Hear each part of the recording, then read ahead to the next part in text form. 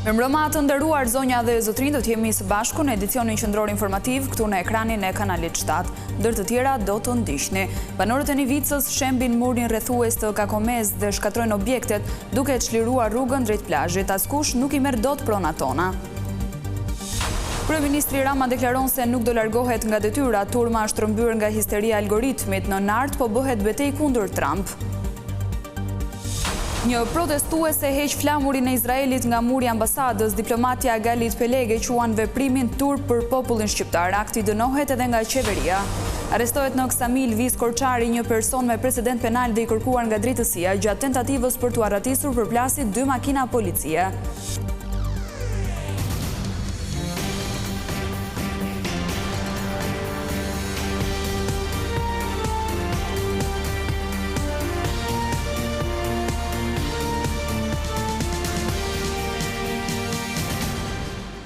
Vjem të njihemi më gjërësisht me zhvillimet kryesore të ditës. Rrethimi 22 vjeçar në plazhin e Kakomez, një prej zonave më të bukura të vendit, është shembur nga banorët e zonës. Ata kanë shkatruar dhe objekte të tjera duke hapur krejtësisht rrugën drejt plazhit. Banorët thanë se nuk do lejojnë askënd që t'u marrë pronat.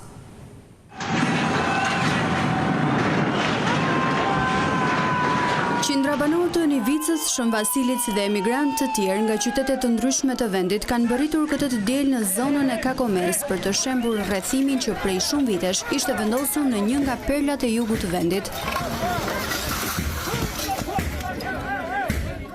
Qytetarët kanë shembur rrethimin që prej 22 vitesh mbante të izoluar zonën dhe që nuk i lejonte të shkonin në tokat e tyre, e po ashtu edhe poshuesit vendas dhe të huaj të bënin plazh.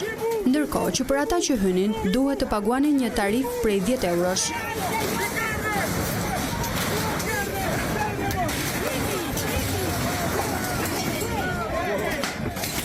Banorët thonë se shembja e rrethimit të Kakomez është akti i parë drejt marrjes së tokave për të cilat pretendojnë pronësinë. Me djersën e prindërve tanë, me djersën e gjyshërve tanë, u bën milionera, na hapën rrugët, na tradhtuan, na thanë ikni në Greqi, dhe ata ndonjën këtu, edhe na i morën të gjitha.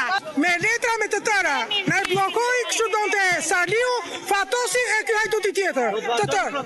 Është fillimi. Të vdesim, të rrojmë, do vdesim, Kakomen ne nuk e lëshojmë më. Do mbani tokat tuaja edhe. Tokat tona me gjak do t'i mbajmë. Në emër të prindërve tanë, nuk do lejojmë asnjë rrugaç dhe maskara të na shkeli me këmbë. Kur? Ky shtet do vetëm 2 gjëra të bëjë. Ato që thonë se një ligj edhe demokraci. Edhe gjuna, shiko ku është Greqia. Po të zgjasësh dorën e kap. Merr një lugë demokraci, merr një lugë liri, idhe në burmatriçe, idhe një lugë selite, tani që zbuluat edhe kripën e nartës vërnec, edhe do dalë një gjë e shkëlqyer. Shqipëria një perlë. Unë kam ardhur nga Amerika, edhe çka ka Amerika, vetëm një ligj e asgjë tjetër. Kemi ardhur në pronën tonë dhe këtë pronë na i mori Fatosmanua, Sali Berisha dhe Edi Rama. Edi Rama si mblot kusuret që i tyll atë fitirkisht e pagoi. Duam që ati që ka marrë këtë që thot që e ka marrë, me që i ka të lishme të qetë të diruante, po pse si ruan, se i ka të palishme. Banorët thonë se betejë ligjore për Kakomen vazhdon që prej vitit 2004 duke u shndruar në një nga konfliktet më të gjata të pronësisë në jug të vendit. Ata këmbgulin se nuk do të tërhiqen nga kërkesat e tyre dhe paralajmëruan vazhdimin e protestave deri në njohjen e plotë të drejtave të pronësisë mbi tokat që i konsiderojnë trashëgimi të parëve.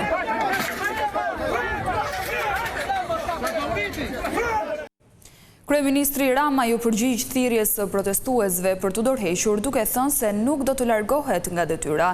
Rama nënvizoi se turmat në shesh janë rrëmbyer nga histeria e algoritmit në një luftë që nuk i shërben interesave të Shqipërisë. Madje sipas tij në nart bota zhvendosi një betejë të madhe kundër presidentit Trump.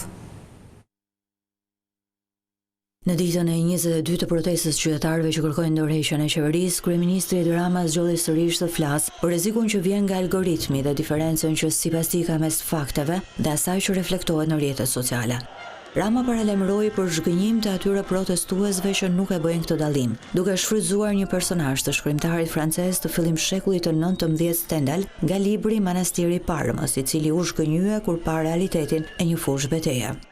Njeriu mendon se po mbron flamingot, se po mbron Zvërnecin, se po mbron Shqipërinë, ndërkohë që po mbron interesat e dikujt tjetër, për të cilin interesat e Shqipërisë nuk kanë asnjë vlerë. Ashtu si Fabrice Del Dongo, ai hyn fushën betejës i tërhequr nga magneti i një ëndre fisnike dhe dal nga dal rrezikon të zbuloj shumë vonë se beteja ku përfshi nuk ishte ajo që kishte besuar. Kryeministri Rama përsëriti idenë se protestat në Shqipëri u nxitën nga interesa që nuk kanë lidhje me vendin tonë. Flamingot nuk ka nevojë për turma të rëmbyra nga histeria e algoritmit dhe të nxitura nga interesa të tjera që nuk janë fare interesat tona, nuk janë fare interesat e Shqipërisë në një betejë të globalizuar, jo se bota papritur zgjua e alarmuar për fatin e flamingove, por se bota spostoi në nart një betejë të madhe kundër presidentin e Amerikës për arsye që nuk kanë të bëjnë fare me nartën. Edhe pse protestuesit mbrëmjen e së shtunës i vendosën ultimatum për të dhënë dorëheqjen, kryeministri deklaroi se do të qëndrojë në detyrë. Unë jam këtu, ne jemi këtu për të bërë së bashku më të mirën për Shqipërinë, për natyrën, për Zvërnecin, për flamingot, por ama për të bashkëpunuar me realitetin, jo jashtë realitetit. Mbrëmjen e së shtunës në bulevardin Dëshmorë të Kombit u zhvillua një prej protestave më të mëdha në 3 dekadat e fundit, pjesë së cilës ishin edhe shqiptarë që kanë emigruar e jetojnë jashtë kufive të vendit. Protestuesit kërkuan dorëheqjen e kryeministrit Edi Rama, duke vendosur edhe ultimatum që të largohet brenda datës 21 qershor. Kryeministri Edi Rama reagoi në rrjetet sociale për praninë e shqiptarëve nga Kosova dhe Maqedonia e Veriut në protestën kundër qeverisë. Ai cilsoi ata si ushtarë të verbër të karvaneve politike dhe tha se sponsorët e tyre po dëmtojnë imazhin e shqiptarëve në rajon. Në reagimin e tij, Rama u shpreh se parat po shpenzohen për t'i bërë dëm imazhit të Kosovës dhe shqiptarëve të Maqedonisë së Veriut, ndërsa theksoi se kjo është një çështje që duhet ta gjykojë vetë organizatorët dhe mbështetësit e protestës. Pak orë para protestës, kryeministri përsëriti se nuk do t'i jap dorëheqjen, duke theksuar se mandati i qeverisë përfundon në maj 2029. Në të njëjtin postim, ai përjashtoi nga kritikat kryeministrin e Kosovës Albin Kurti.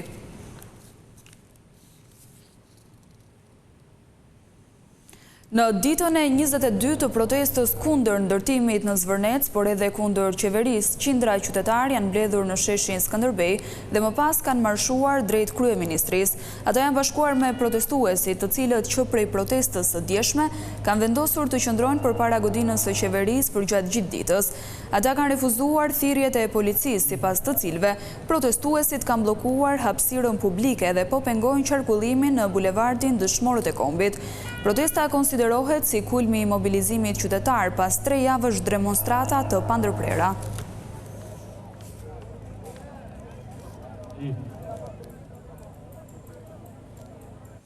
Një protestuese e maskuar hoqi të shtunën flamurin e Izraelit nga ambasada e këtij shteti në Tiranë.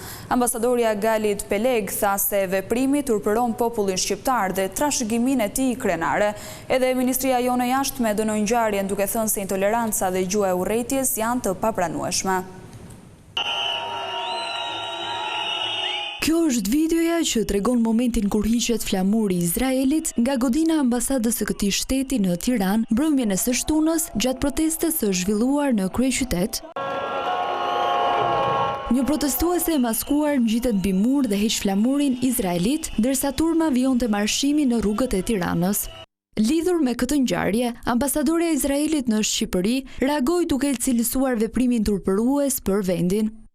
Si ambasadore e një shteti demokratik, unë besoj në të drejtën e popullit shqiptar për të ushtruar të drejtën e tij qytetare për të protestuar. Megjithatë, një veprim i tillë jo vetëm që nuk e çon përpara protestën publike, por gjithashtu turpëron popullin shqiptar dhe trashëgiminë e tij krenare.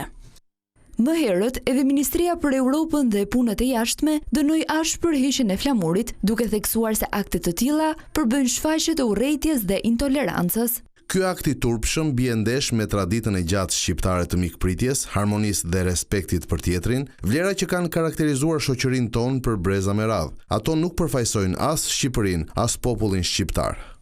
Gjithashtu, Ministria e Jashtme shpreu solidaritet me ambasadën e Izraelit në Tiranë, duke nënvizuar se dhuna, intoleranca dhe gjuha e urrëties nuk kanë vend në një shoqëri demokratike dhe në vlerat që Shqipëria përfaqëson. Protesta e të shtunës, sipas liderit opozitës Sali Berisha, ishte vaterloja e Edi Ramës. Berisha nënvizoi se kryeministri ka vetëm një rrugë për të qetësuar popullin, të japë dorëheqjen.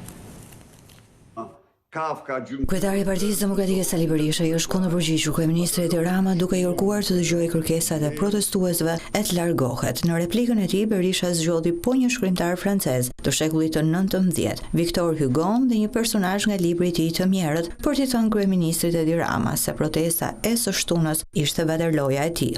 Për vaterlon ka me qindra personazhe nga rjeshter në feldmarshall romantik si Fabricio, por midis të gjitha atyre Edi Rama është si vllas siamez vetëm me njërin prej tyre, me rreshterin tanardjet Victor Hugoit, i cili nuk luftonte, por vidhte të plagosurit dhe u shkulte dhamte florit.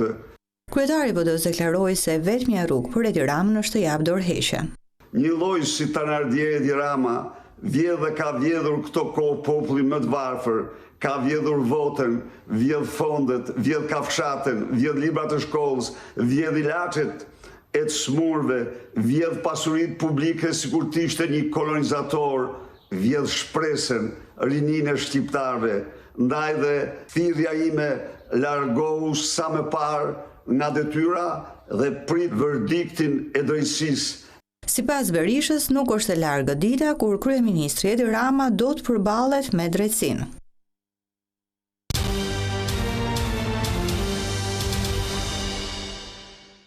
Një person i kërkuar nga drejtësia është arrestuar pas një operacioni në Ksamil. Gjatë aksionit ai tentoi të shpëtonte agjentëve të policisë, duke përplasur edhe 2 makinat e tyre.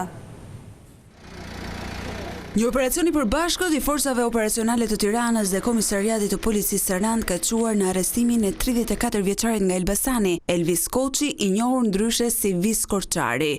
Efektivët kishin kohë që e ndiqnin dhe kanë lokalizuar të shtunën në Ksamil. Rreth orës 22:30 është organizuar operacioni për kapjen e tij, ku kanë marrë pjesë edhe agent civil të sektorit të krimeve në Sarand. Sapo ka parë policin, Çaushllari ka tentuar t'i shmanget arrestimit duke kryer manovra të rrezikshme me automjetin e tij. Gjatë largimit ai ka përplasur 2 makina civile të policisë dhe ka mundur të çajë rrethimin fillestar. Menjëherë pas ngjarjes është organizuar ndjekje, ndërsa nga Saranda janë angazhuar edhe forca të FNSH-s. Pas 30 minutash kërkime, 34 vjeçari është lokalizuar nga agjentët e krimeve pranë një biznesi privat në aksi rrugor Ksamil Butrint, ku edhe është vënë në pranga. Policia ka sekuestruar gjithashtu automjetin me të cilin lëvizte, i cili rezulton i regjistruar në emër të vëllait të tij. Elvis Çaushllari është një emër i njohur për drejtësinë, i përfolur për përfshirje në përplasjet e grupeve kriminale në Elbasan. Ky shtetas ishte shpallur në kërkim pasi gjykata e posaçme e apelit për korrupsionin dhe krimin e organizuar ka lënë në fuqi vendimin e gjykatës së posaçme të shkallës së parë për korrupsionin dhe krimin e organizuar, e cila e ka dënuar me 4 vjet burgim për veprat penale, grupi strukturuar kriminal dhe sigurimi i kushteve dhe mjeteve materiale për të kryer vrasje, ndërsa atij kanë mbetur për të vuajtur 2 vjet, 9 muaj e 9 ditë burgim. Një aksident i rënd ndodhi mbrëmjen e të shtunës rreth orës 23:30 në aksin Lushnjë, Tiranë. Një i ri, 37 vjeç, i identifikuar si Tauland Veliu, teksa po udhëtonte me biçikletë, është përplasur nga një makinë që drejtohej nga një 41 vjeçar e më pas nga një tjetër mjet. Në momentin e aksidentit, 37 vjeçari po lëvizte në krahun e kundër të rrugës dhe në fillim është përplasur me pasqyrën e makinës së parë, e përpasoj është postuar në mes të rrugës. Në këto moment ai është goditur me forcë nga makina e dytë, duke i shkaktuar vdekjen e menjëhershme. Policia ndërkohë ka shoqëruar në komisariat 2 drejtuesit e mjeteve.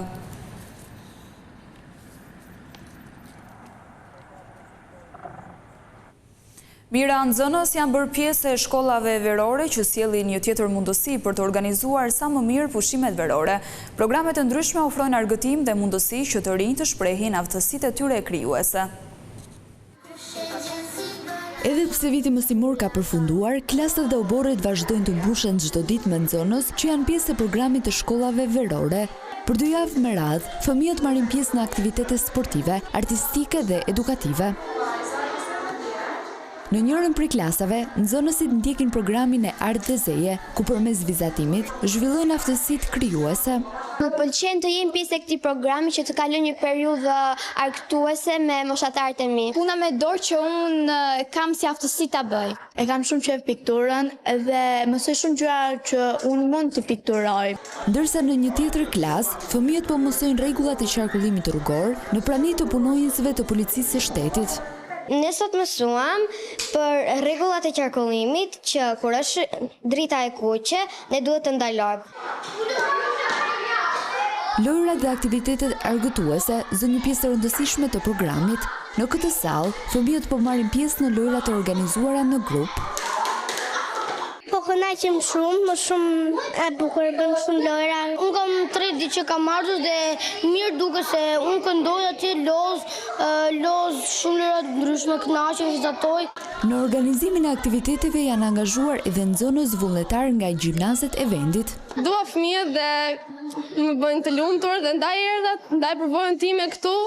Mësuesit thonë se interesi për shkollat verore është i lartë. Ne kemi pas një regjistrim të madh të numrit të fëmijëve dhe këtë numër nuk e kemi vetëm në rriti, nuk e kemi mbyllur regjistrimin. Pra nga dita në ditë na vijnë fëmijë të rinj, që se kanë kap regjistrimin, por vijnë fizikisht dhe duan të jenë këtu dhe ne i kemi pranuar. Sekreti i mbarvajtjes së punës sonë është ne e bëjmë punën me dëshirë. Këtë vit, programi po zbatohet në 47 shkolla të kryeqytetit, duke përfshirë rreth 7500 nxënës.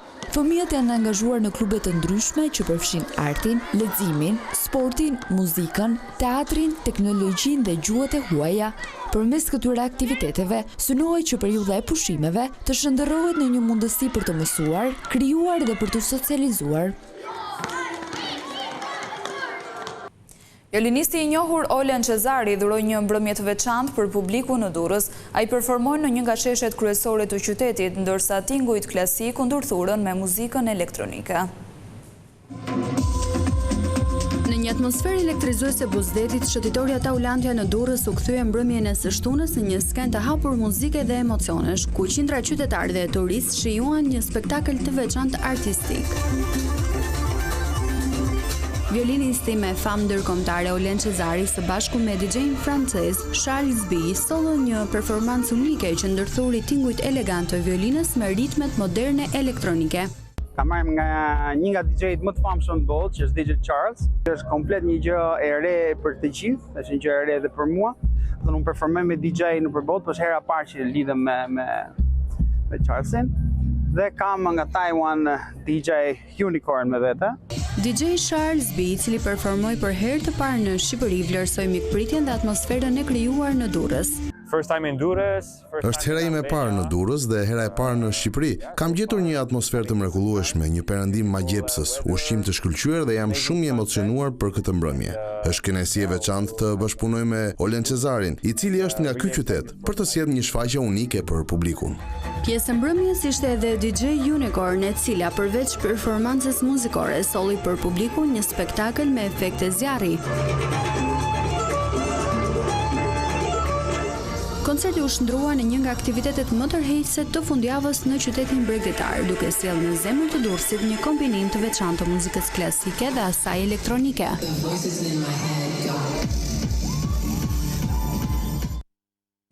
Kjo ishte gjithçka e përgatitur për këtë edicion informativ. Unë ju falenderoj për vëmendjen. Bashkë, mirëpafshim.